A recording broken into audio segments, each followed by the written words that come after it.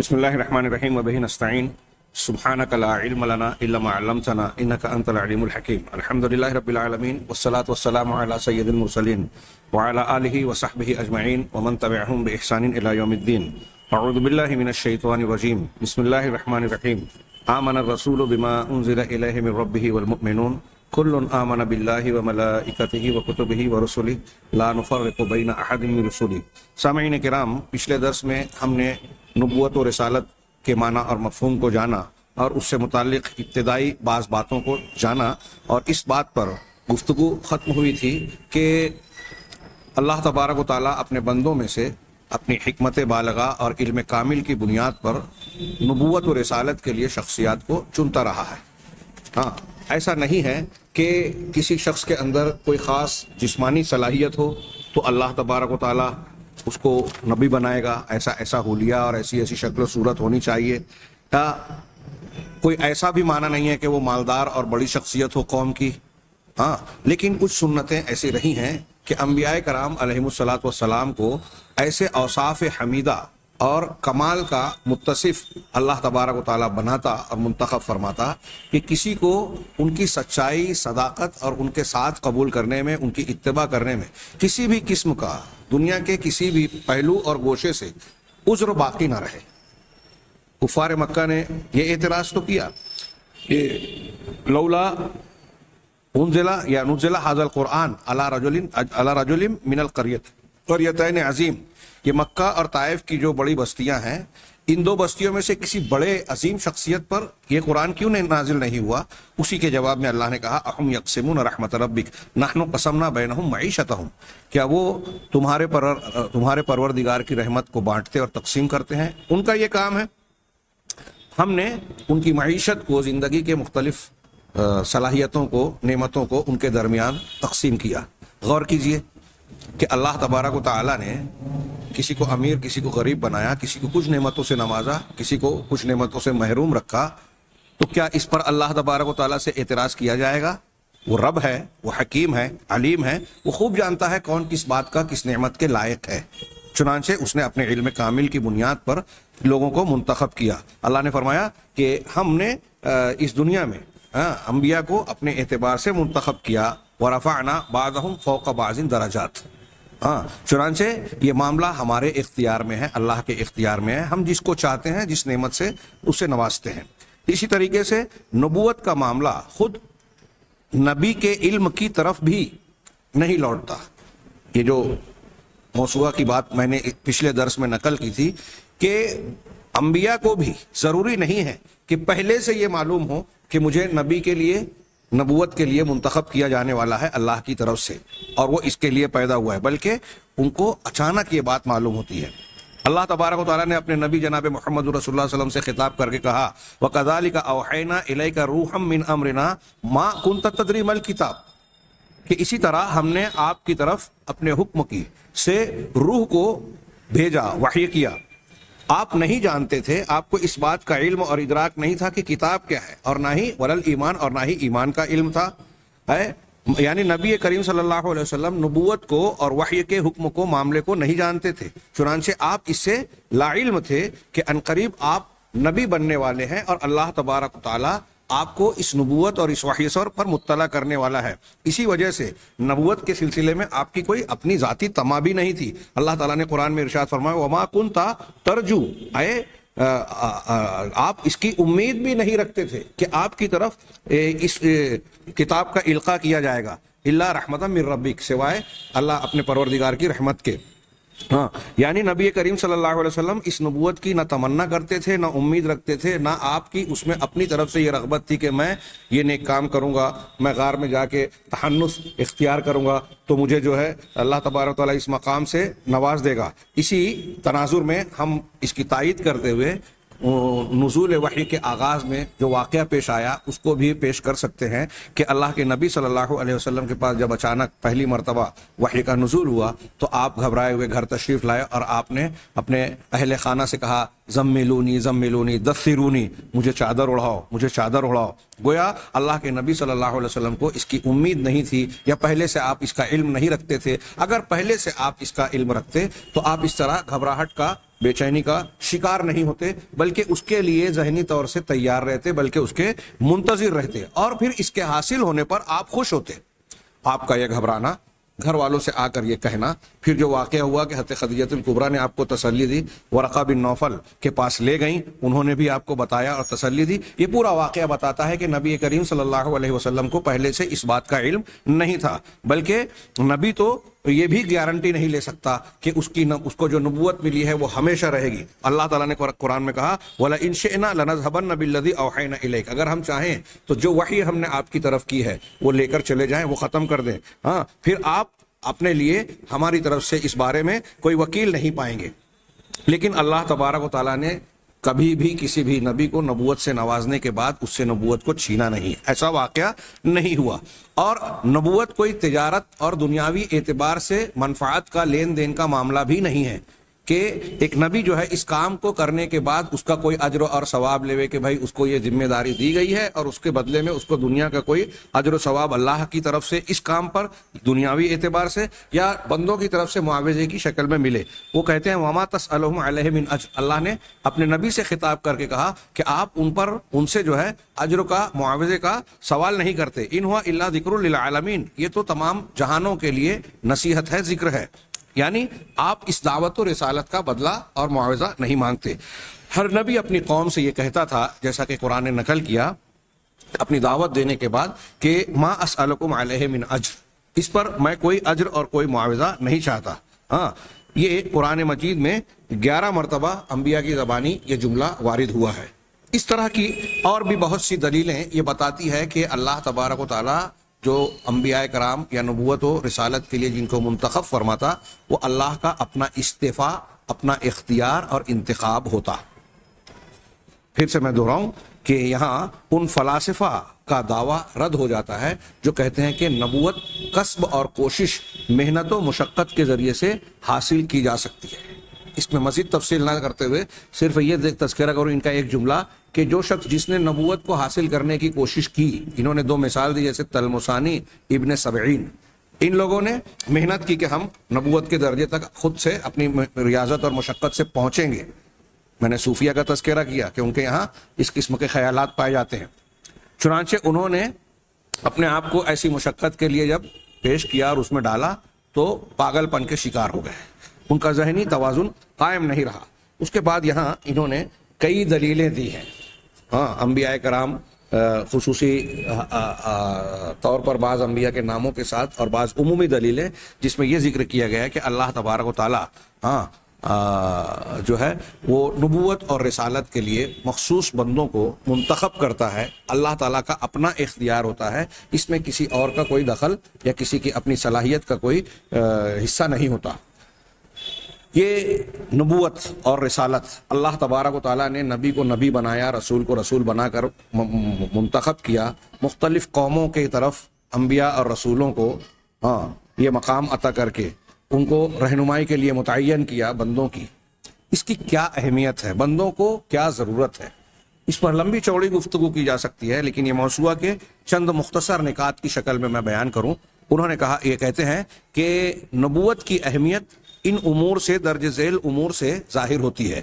پہلی کہ بندے اپنی عقلوں کے ذریعے سے غیب کے امور نہیں جان سکتے۔ یہ میں نے تمہیدی کلمات میں یہ بات کہی تھی کہ دنیا کے جتنے علوم ہیں، تکوینی علوم جو کہلاتے ہیں، کائنات کے علوم، موجودات کے علوم، ان کو آپ تجربات سے، مشاہدات سے، ایک دوسرے سے سیکھ کر، بلکہ اللہ تبارک و تعالیٰ نے ان علوم کے سکھانے اور اس سلسلے میں انسانی دماغ کو آگے بڑھانے کے لیے یہ بھی انتظام کیا کہ بعض جانوروں کو انسان کا معلم بنا دیا۔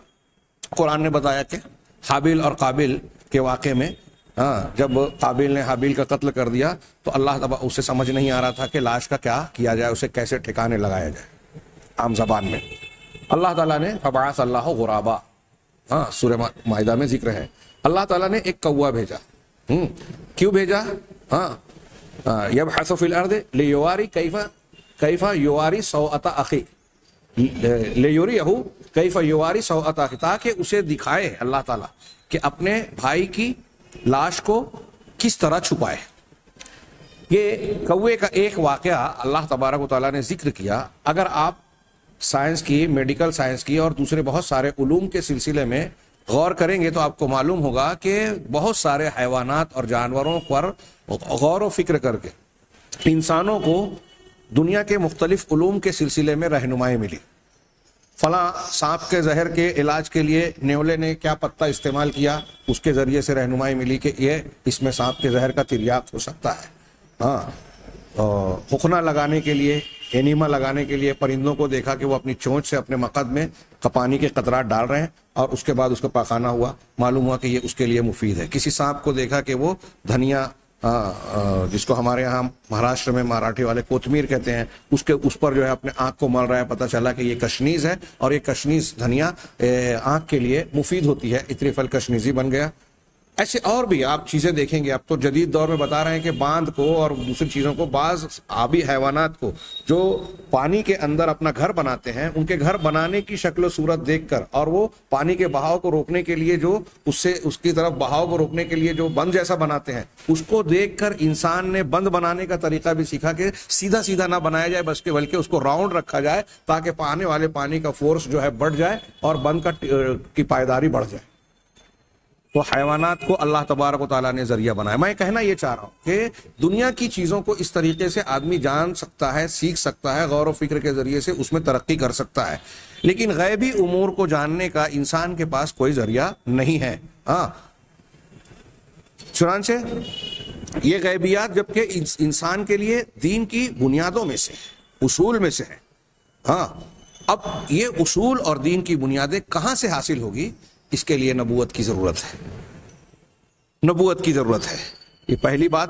دوسرا نقطہ انہوں نے بیان کیا کہ مخلوق جو ہے الخلق بحاجت الی القدوۃ الحسنہ، کہ سارے انسان اچھے قدوے اور اچھے نمونے کے ضرورت مند ہیں.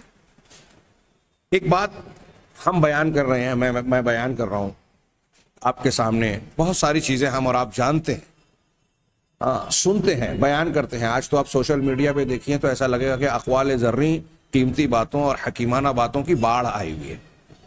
معلومات کی کوئی کمی نہیں ہے، حکمت کی باتیں سارے لوگ جانتے ہیں، لیکن وہ حکمت کی باتیں انسانی زندگی میں ہمیں کتنے فیصد نظر آتی ہے وہ ہم جان سکتے ہیں. انسان کے لیے صرف تعلیمات کے سلسلے میں بیان کر دینا، پڑھا دینا کافی نہیں ہے جب تک کہ اس کے سامنے عملی نمونہ نہ. یہ انسان کی فطرت اور نیچر میں ہے. بچپن میں ہم اس نیچر کو یوں دیکھتے ہیں، فطری مزاج کو، کہ بچوں کو کہانی سننا پسند ہوتی ہے، لیکن حقیقت میں اگر آپ غور کریں تو کہانی کی پسندیدگی یا واقعات کی شکل میں کچھ چیزوں کا جاننا سیکھنا یہ عمر کے ہر حصے میں ہوتا ہے.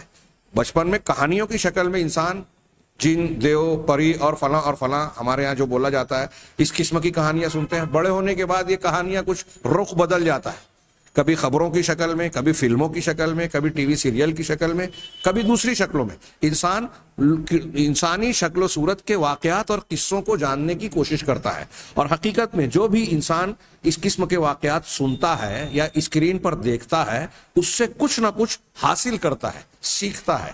یعنی انسان کے سامنے کردار کی شکل میں جو نمونے آتے ہیں، جس کو ہم القدوہ کہہ سکتے ہیں، اسوہ کہہ سکتے ہیں، وہ انسان کی شخصیت کی تعمیر، وہ چاہے اچھی تعمیر ہو یا تخریب ہو، بری تخریب ہو، بری طور سے اس کی تربیت کرنے والے ہوں، یہ کردار اس کے ارد گرد کے ضرور اثر انداز ہوتے ہیں.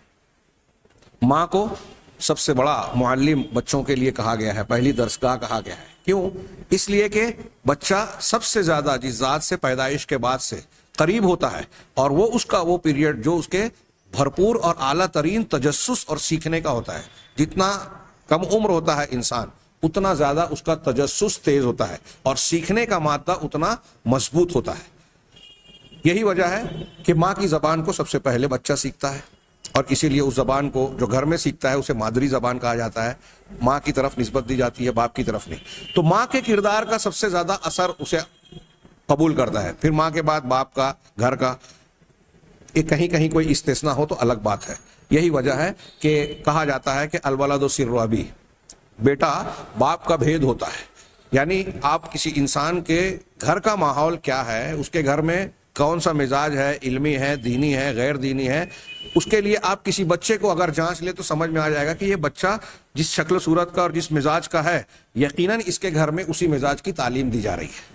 اگر بچہ بات بات میں گالی دے رہا ہے تو اس کا مطلب اس کے گھر کا یہی ماحول ہے. اگر بچہ بات بات میں سبحان اللہ, الحمدللہ, جزاک اللہ, ہاں, اور پھر ملنے پر السلام علیکم ورحمۃ اللہ, اس قسم کی باتیں اور الفاظ استعمال کر رہا ہے, اس کا مطلب یہ کہ اس کے گھر کے ماحول میں یہ چیزیں موجود ہیں.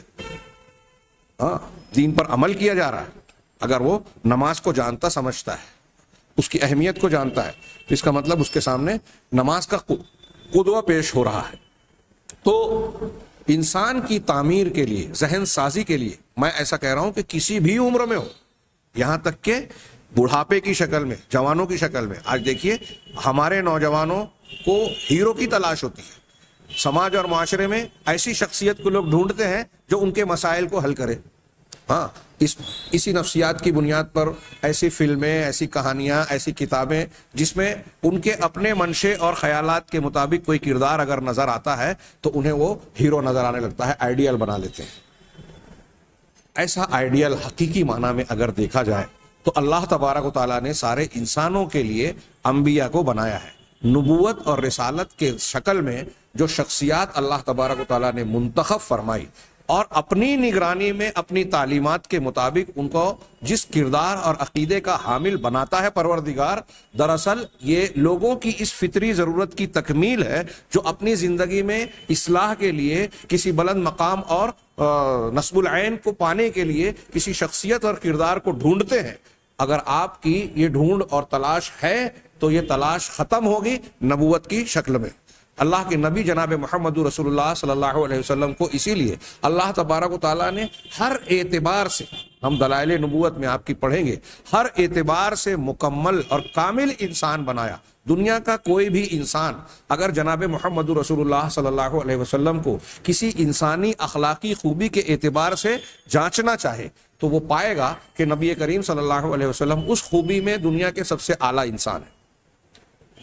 سچ بولنے میں سب سے اعلیٰ, وعدہ پورا کرنے میں سب سے اوپر, امانت داری میں ان کی کوئی مثال نظر نہیں آئے گی.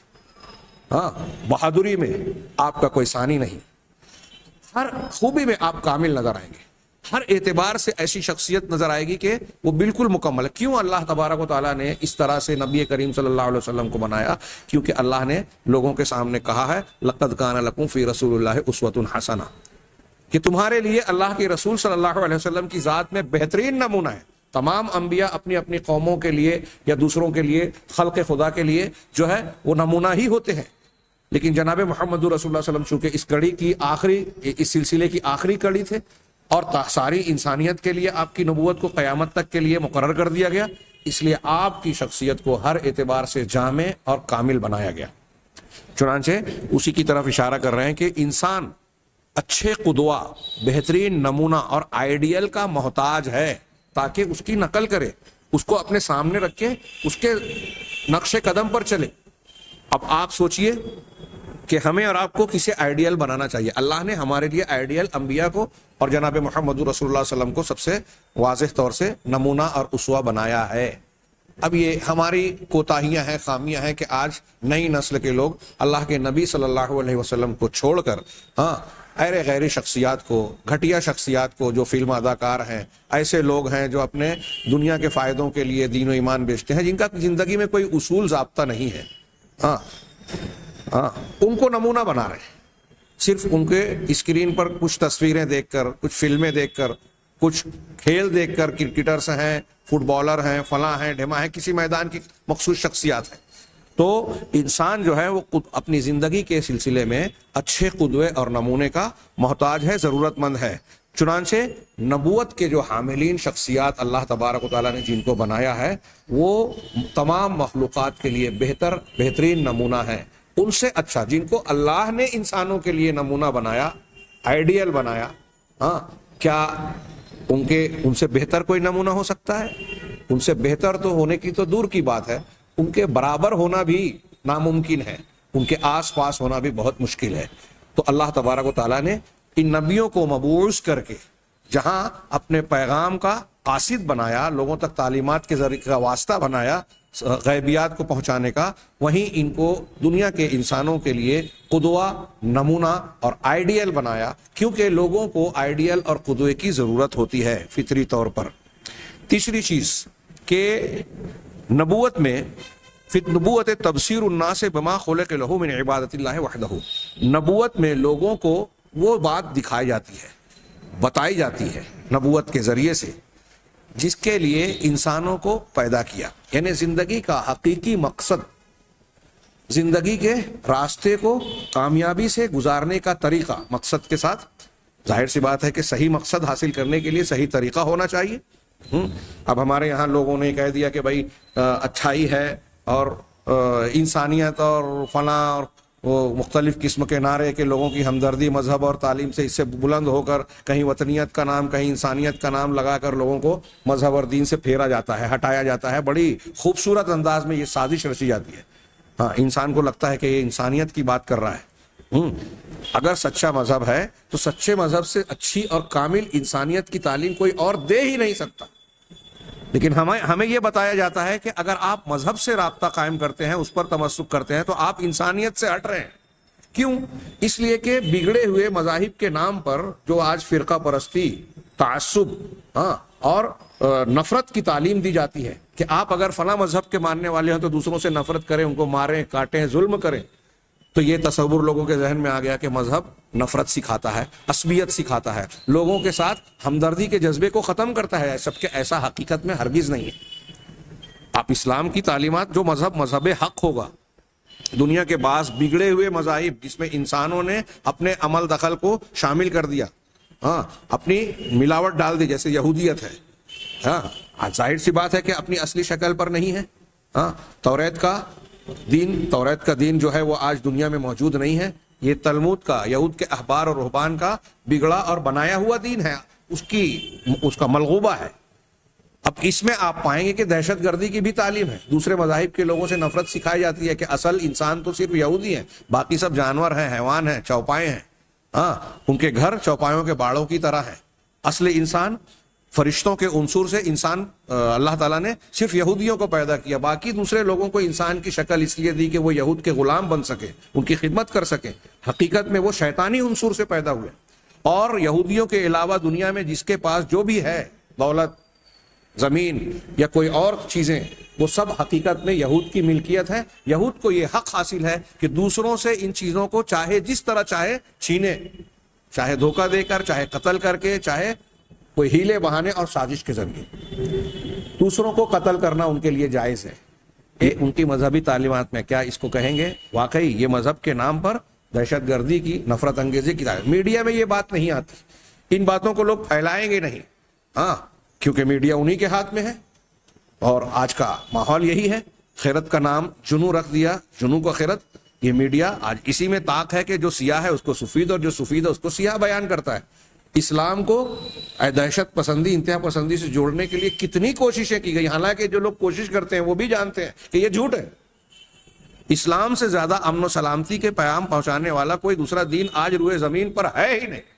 یہ ہمارا دعویٰ ہے، ایمان ہے، یقین ہے، اور بالدلیل ہے، صرف عقیدت کی، اندھی عقیدت کی بنیاد پر یوں ہی نہیں، بلکہ علمی طور پر، تجرباتی طور پر، تاریخی ثبوتوں کے طور پر کہ اسلام کو اگر غلبہ حاصل ہوگا تو سماج اور معاشرے میں امن و امان کا دورہ ہوگا۔ خیر، یہ بات تھوڑی سی تفصیلی ہو گئی، لیکن عرض یہ کرنا ہے کہ انسان کو جس مقصد کی، اس کی زندگی کے مقصد اور صحیح راستے کی تلاش اور جستجو ہے، جو اس کی پہلی ضرورت ہے، اس کا پتہ اسے انبیاء اور نبوتوں کے ساتھ، سچی نبوت کے ساتھ ہی ملتا ہے۔ جب انسان نبی کے علاوہ کسی اور شخصیت کو بڑا مانتا ہے، یہ ایک بہت اہم بات میں بولنے جا رہا ہوں ضمنی طور سے، شاید آپ کو اس طرح کتابوں میں نہ ملے، اس لیے اس کی اہمیت کو سمجھیں کہ آپ دنیا میں دیکھیے، مثال کے طور پہ ہندوستان میں ایک شخصیت پیدا ہوئی گوتم بدھ کی۔ خود بدھسٹوں میں آج دنیا کے ایک بڑے مذہب میں سے بدھ مذہب مانا جاتا ہے، جبکہ اہل علم نے کہا کہ آپ اس کی تعلیمات پر غور کریں گے، سرسری غور بھی کریں گے تو پتہ یہ چلے گا کہ وہ بدھ مذہب کہلانے کے لائق ہی نہیں۔ کیوں؟ اس لیے کہ اس میں بڑی کمیاں ہیں، عبادت کا بھی کوئی معقول طریقہ اور تفصیلی تعلیم اس میں موجود نہیں ہے، اور ایسی بہت ساری خامیاں ہیں۔ روحانیت کو بلندی عطا کرنے کی بنیاد پر اور زندگی کے مقصد کو جاننے کی بنیاد پر اس کی بنیاد رکھی گئی ہے۔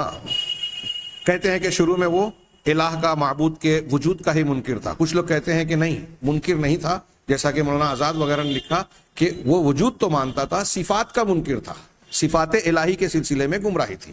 وہ بدھ مورتی پوجا کے خلاف تھا، لیکن خود اس کے مذہب کے ماننے والوں نے، گوتم بدھ کے، ان کے مذہب کے ماننے والوں نے دنیا میں سب سے زیادہ ان کی مورتی بنا لی، ان کے بت بنا لیے. تو میں یہ عرض کرنا چاہتا ہوں یہاں بات تھوڑی سی کہ اگر کوئی شخص ایسی شخصیت کو اپنا پیشوا مذہبی قائد مان لیتا ہے جو حقیقت میں اللہ کی طرف سے بھیجا ہوا نبی نہیں ہے، یا اللہ کی تعلیمات کی بنیاد پر وہ لوگوں کی رہنمائی نہیں کر رہا ہے، تو نتیجہ کیا نکلتا ہے؟ نیا مذہب بنتا ہے. ہاں، اور وہ جو نیا مذہب بنتا ہے وہ حقیقی مذہب اللہ کے نازل کیے ہوئے سچے نبیوں کے مذہب کے خلاف ہوتا ہے. الگ الگ راستے بن گئے. جیسے مذاہب کی تاریخ میں اس طریقے سے مختلف شخصیات کی پیروی کریں. ہمارے یہاں ایک عوامی مزاج اور رجحان ہے کہ یا تو کسی کو مانتے نہیں ہے کہ یہ بڑا آدمی ہے، اچھا آدمی ہے، نبی کو بھی نبی نہیں مانا تو قتل تک کی کوشش کر لی. حضرت عیسیٰ علیہ السلام کو یہودیوں نے نبی بھی نہیں مانا، سولی پر چڑھانے کی کوشش کر ڈالی، اور جب مانا تو نصارہ نے مان کر ان کو جتنا مقام تھا اس سے بڑھا کر اللہ تعالیٰ سے ملا دیا، نعوذ باللہ بیٹا بنانے کی کوشش کی. اسی کو آپ دیکھیں گے کہ مذاہب کی تاریخ میں اگر کسی شخصیت کو لوگوں نے اچھا اور بڑا مان لیا کہ یہ نیک اور اچھا ہے، تو ہندی زبان کی تعبیر میں ہمارے مرحوم عبد الواحد بھائی بڑی اچھی تعبیر استعمال کرتے تھے کہ آدرنی اور پجنی. آدرنی یعنی کوئی ایسا انسان جو اچھائی کے سلسلے میں ہمارا نمونہ ہو سکتا ہے، اس آدرنی کو لوگوں نے پجنی بنا دیا. ہمارے یہاں کہتے ہیں ساؤتھ انڈیا میں، جنوبی ہندوستان کے غیر مسلموں میں ایک مزاج پایا جاتا ہے کہ اگر کسی شخصیت کا کوئی اچھا کردار، یہاں تک کہ حقیقت میں نہیں، فلموں میں بھی اگر بڑا کردار دیکھا کہ اس نے دیوی دیوتاؤں کا رول ادا کیا یا کچھ ایسے کردار نبھائے جس میں غریبوں کے مسائل کو حل کرنے والا مسیحا اس کو بیان کیا گیا، تو لوگ اس کی پوجا پاٹ شروع کر دیتے ہیں. یعنی ایک ایسی شخصیت جس کے کردار میں کچھ بھلائیاں نظر آئی تو اس کو عبادت کے لائق بنا دیا گیا. یہی گمراہی عام رہی ہے. یہاں ہم جو جنوبی ہندوستان کی یا کسی کو الہ کا درجہ دینے کی بات میں کہہ رہا ہوں، یہ بڑے پیمانے کی ہو گئی. اس سے کچھ کم درجے کی ہوتی ہے جب آپ الہ کا درجہ اگر نہ دے کر بھی کچھ ایسی چیزیں کرتے ہیں جو اللہ کی خصوصیت ہے. جیسے یہود و نصارہ نے اپنے علماء اور احبار اور رہبان کو رب کا درجہ دے دیا کہ یہ جو حلال کہیں حلال، یہ جو حرام کہیں حرام. اتخذوا احبارهم ورهبانهم اربابا. یہی چیز مسلمانوں میں بھی جاری ہے. آپ دیکھ رہے ہیں کہ کیسی افراد و تفرید ہے.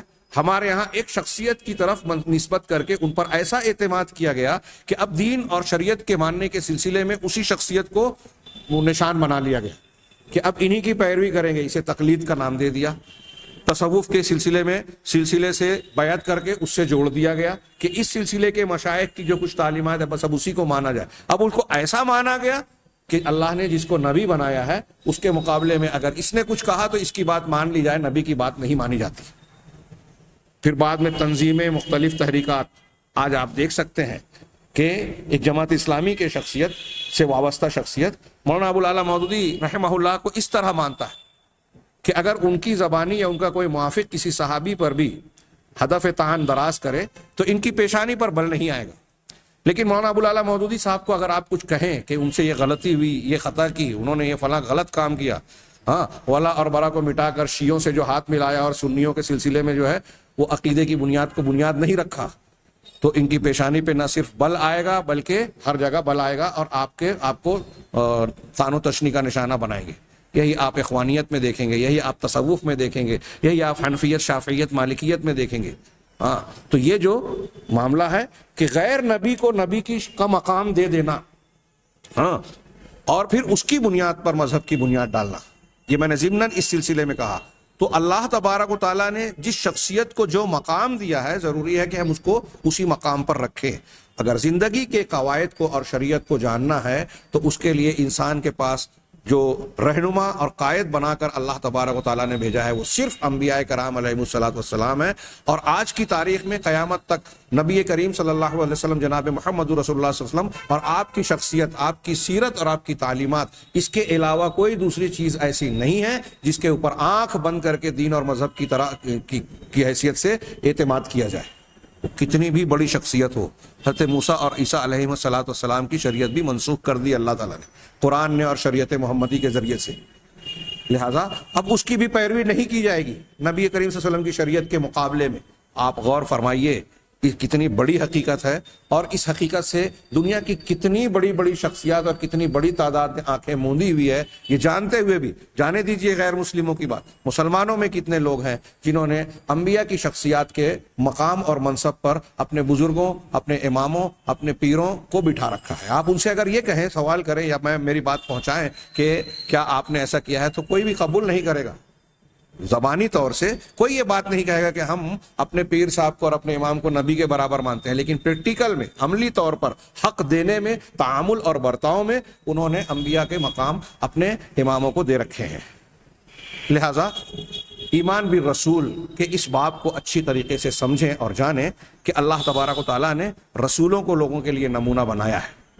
اگر کوئی امامت کے درجے کو پہنچے گا، کوئی اعلیٰ مقام کو حاصل کرے گا، تو انہی رسولوں کی اتباع کر کے پائے گا۔ اگر رسول کی مخالفت کوئی کرے گا تو وہ اعلیٰ مقام سے بلکہ ہدایت سے محروم ہو جائے گا۔ چنانچہ یہ رسول ہی ہیں جن کے ذریعے سے انسان کو اپنی زندگی کا صحیح مقصد اور صحیح راستہ معلوم ہوتا ہے۔ اللہ تبارک و تعالیٰ نے کہا وَمَا خَلَقْتُ الْجِنَّ وَالْإِنسَ إِلَّا لِيَعْبُدُونَ، میں نے انسانوں اور جنوں کو صرف اس لیے پیدا کیا کہ وہ صرف میری عبادت کریں۔ یہ تعلیم ہمیں رسول دیتے ہیں۔ اسی طرح قرآن نے کہا، سورہ حدید کی وہ آیت جو ہم پہلے پڑھ چکے ہیں، وَلَقَدْ أَرْسَلْنَا رُسُلَنَا بِالْبَيِّنَاتِ، یقیناً ہم نے اپنے رسولوں کو البینات، واضح اور روشن دلیلوں کے ساتھ بھیجا۔ ہاں، دلائل نبوت میں ہم اس کی تفصیلات جانیں گے۔ ہاں، بالبینات وانزلنا معهم الکتاب والمیزان، اور ان کے ساتھ ہم نے الکتاب اور المیزان کو نازل کیا۔ کتاب اور انصاف کا ترازو، انصاف کی ترازو۔ ہاں، کیوں؟ لیقوم الناس بالقسط، تاکہ لوگ انصاف کو قائم کرنے والے بنے، انصاف کو قائم کریں۔ اس کا مطلب رسولوں کی تعلیمات اگر ہم اور آپ اختیار کریں گے تو انصاف کر پائیں گے۔ اللہ تبارک و تعالیٰ نے انسان کو کی زندگی کا مقصد اور زندگی کا صحیح طریقہ کہ ہر حقدار کو اس کا حق دیا جائے، یعنی انصاف کیا جائے، یہ نبیوں کے ذریعے سے ہم کو بتایا ہے۔ اس کے لیے ہماری ضرورت تھی۔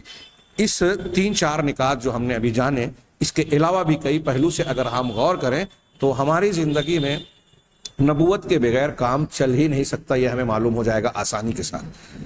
زندگی کی ایک اہم ترین ضرورت یہ ہے کہ انسان اللہ کی طرف سے بھیجے ہوئے نمائندوں یعنی رسولوں اور پیغمبروں کو مانے اور ان کی جو سچی تعلیمات ہے اس کو اختیار کرے۔ اس کے بغیر وہ دنیا میں نہ سعادت پا سکتا ہے نہ آخرت میں کامیابی۔ یہ ایسا پیغام ہے جس کی ضرورت ہر وقت اور آج بھی دنیا کے سارے انسانوں کو ہے۔ آج دنیا میں بڑے بڑے فلسفے، تنظیمیں اور نہ جانے کیسے کیسے نعرے دعوے پائے جاتے ہیں، ادارے پائے جاتے ہیں، اقوام متحدہ کی شکل میں، بین الاقوامی فلاں اور فلاں کی شکل میں۔ ان تمام تک ہم کو یہ پیغام پہنچانا ہم پر فرض ہے کہ آپ اگر چاہتے ہیں کہ دنیا نجات کے راستے پہ جائے، امن و امان قائم ہو، لوگوں کو ہر شخص کو اس کا حق ملے، تو ضروری ہے کہ اللہ تبارک و تعالیٰ نے جو تعلیمات نازل کی ہیں ہر حقدار کو حق دینے کے لیے، اس کو اختیار کیا جائے۔ اور اس کو اختیار کرنے کا راستہ یہ ہے کہ نبوت کو مانا جائے۔ اور آج دنیا میں روئے زمین پر جو نبوت پر اعتماد، قابل اعتماد شکل میں موجود ہے، وہ صرف جناب محمد رسول اللہ صلی اللہ علیہ وسلم کی نبوت ہے، جس کے بارے میں ہم دلائل نبوت میں اللہ کے نبی صلی اللہ علیہ وسلم کی نبوت کی دلیلوں میں انشاءاللہ آئندہ پڑھیں گے۔ یہ اس میں بڑی اہم بحثیں آنے والی ہے۔ اللہ تبارک و تعالیٰ سے دعا ہے کہ وہ ہمیں صحیح ایمان اور صحیح علم عطا فرمائے اور صحیح عمل کی بھی توفیق بخشے۔ وآخر دعوانا الحمدللہ رب العالمین۔